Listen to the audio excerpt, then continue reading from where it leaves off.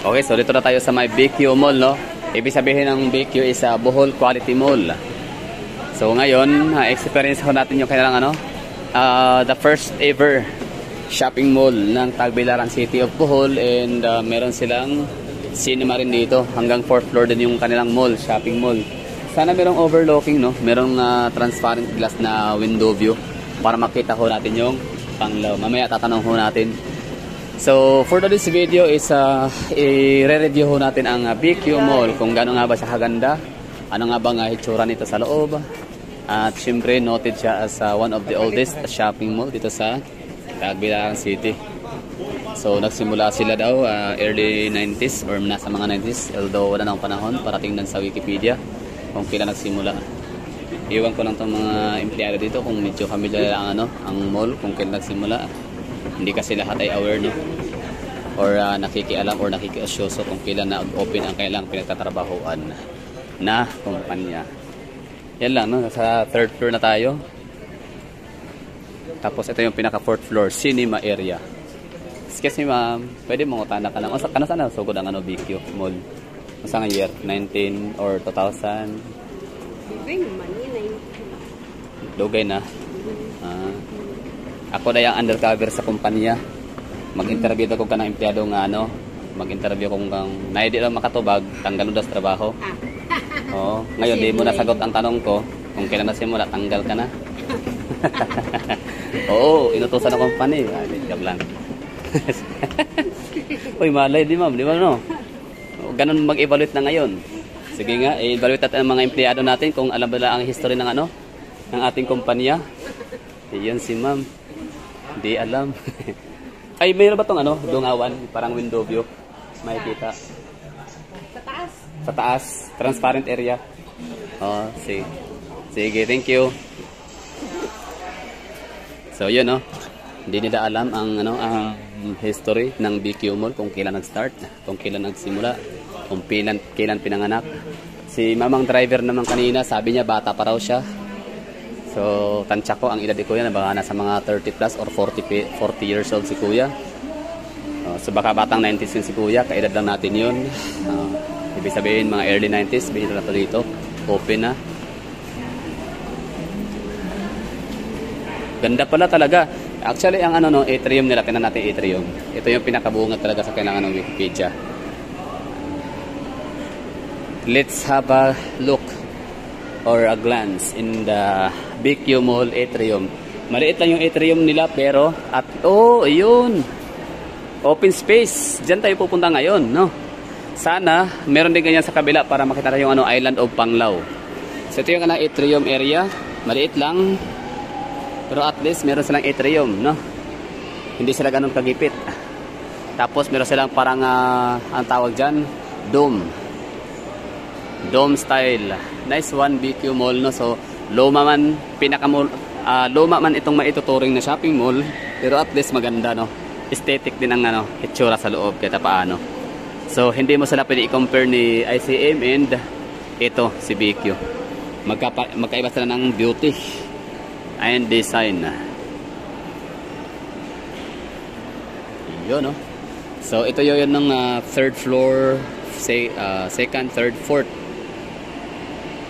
First, second, third floor. Sige, 4th floor pa tayo. Punta pa tayo doon sa taas para makakita tayo ng overlooking sa area ng Tagbilaran City. Okay, so baka ito yung 3rd floor level. So itong taas naman ang 4th floor level na kung saan delikado, no? Hindi masyadong mataas ang railings. Yan. So para safe dito dapat lagi, yan. Or else pwede kang mahulog diyan, pero parang hindi naman nakakamatay kung mahulog ka dyan kasi 3rd floor level, medyo hindi siya mataas pero pwede kang injured, pwede ka rin mamatay. Okay, so ito na yung kanilang 4th floor level kung saan matatagpuan ang Save and Earn. Yan, mga food plaza, food park, no? Siksikan, pero at least marami nang mabibili. Mga cellphone shop, cellphone center, cellphone area, Reno, Vivo, Tecno, Cuba, Huawei. My all-time favorite Huawei. It's not until you fall that you fly. Pero dahil sa hindi na sila naglagay ng YouTube apps, so at saka Google, kaya sorry, no? Hassle. So, Xiaomi na tayo. Take Life, Realme, Food Plaza, Cinema. Ayun, ang cinema area nila. Kita na. Xiaomi.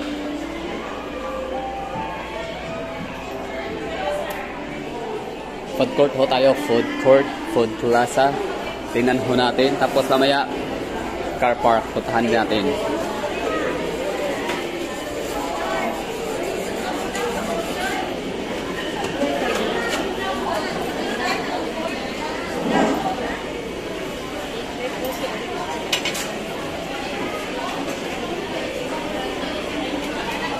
Ito yung kailangan food court area. Malinis. Hindi siya ganun ka-spacious. Siksikan siya, masikip, pero at least malinis. Yan ang mahalaga.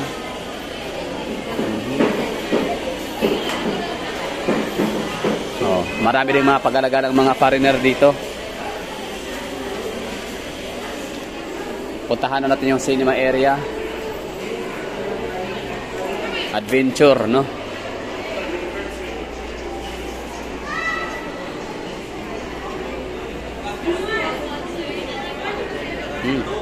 Bango.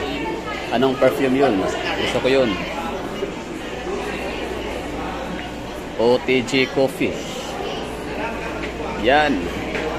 Merong area dito na pwede siguro tayong manood mamaya ng ng Skyline of Bohol, Tagbilaran. No, meron silang Apple. Aerophone by Samsung.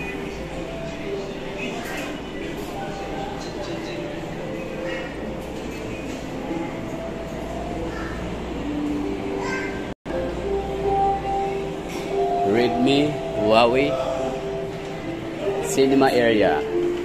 So, kung maliit masikip yung area ng ICM na cinema, ganon din dito. Ang kanilang cinema ay umabot hanggang cinema 1, 2, and 4, 3. So, mas malaki ang cinema area ng ICM kasi cinema 4 sila. Dito naman ay hanggang cinema 3 lang.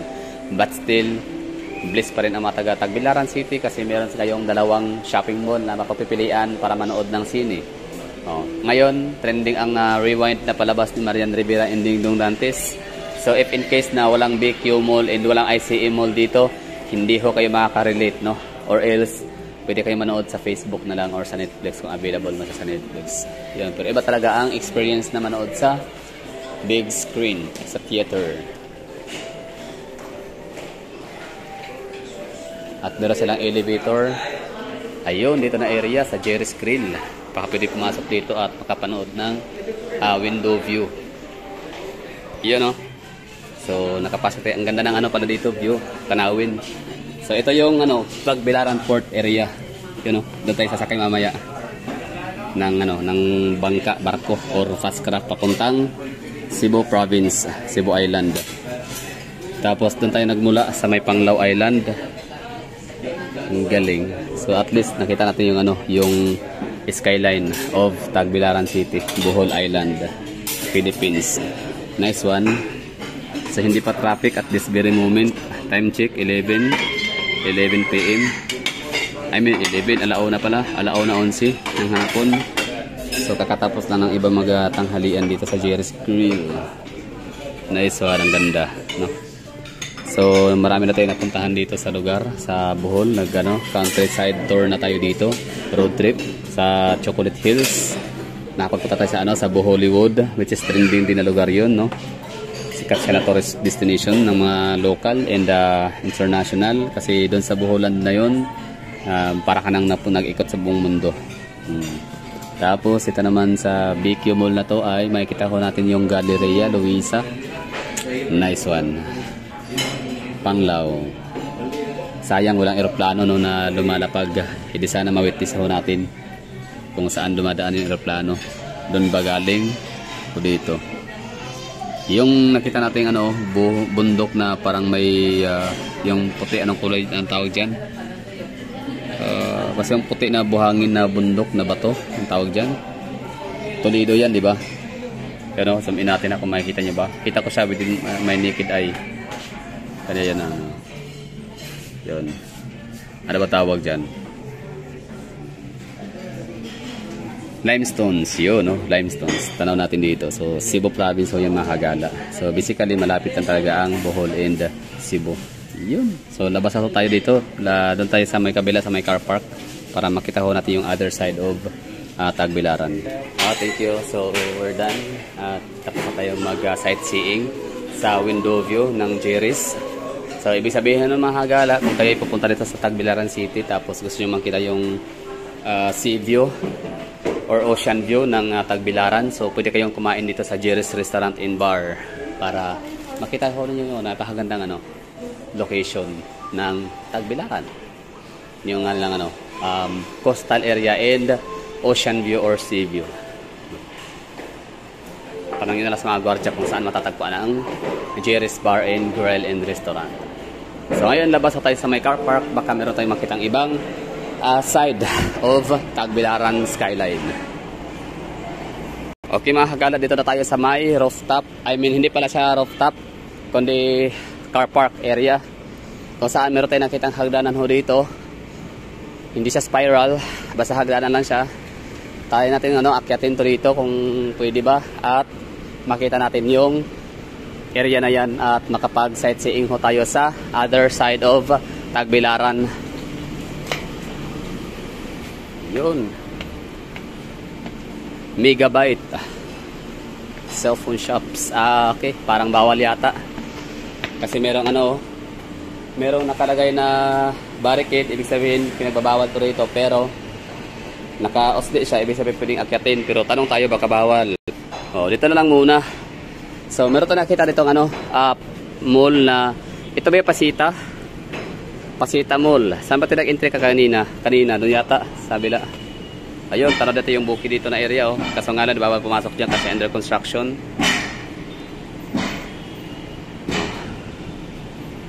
So, yung pinuntahan natin ICA Mall, doon pa yun sa dulo nito. Malayo, may kalayuan. Distansya. Ang nabayaran natin sa taxi kanina is 85 pesos lang. Ang layo. Pero, binigay natin 100 pesos. Alturas. Ito na kung napansin ho niyo itong gusali na to, magkahawig sila ng disenyo, ng kulay and logo ni ICM or Island City Mall. Doon sa pinuntahan natin kanina sa may public market. So magkahawig sila, di ba? Kasi isa lang may-ari, Alturas Group of Companies. Yan ang nakalago, Alturas Mall. Yan, nakalagay Alturas Mall. So ang may-ari nito tsaka yung may-ari doon sa kabila ay isa lang, no? It's Alturas Group of Companies. Homegrown conglomerate, no? Na meron silang 33 decades or 30 plus years experience in merchandising. Di ba ang galing ko, no? Dami kong natututunan kahit paano. Dami kong alam. Tapos ang kanyang logo, alam mo kung titingnan mo siya, para siyang pagkain, para siyang marshmallow na parang cake, ang sarap niyang kainin, no? Napaka-catchy sa mata. So pwede daw makaakyat, sabi ni Kuya. Okay, check na natin. Baka ito yung design talaga para akyata, no? Para sa mga gustong mag-view. Parang cafe pala to dito, restaurant or bar. Kaso nga lang, hindi na siya functioning. But still, almost the same lang yung design. I mean, ng view na makikita. Bawal na. Ayun na, tinawag tayo. So, ito yung area ng Alfresco. Alfresco means cafe, bar, and restaurants. Open air, no? Sa pinaka-rooftop ng isang shopping malls. So that's all for this video. Thank you for watching and bye bye.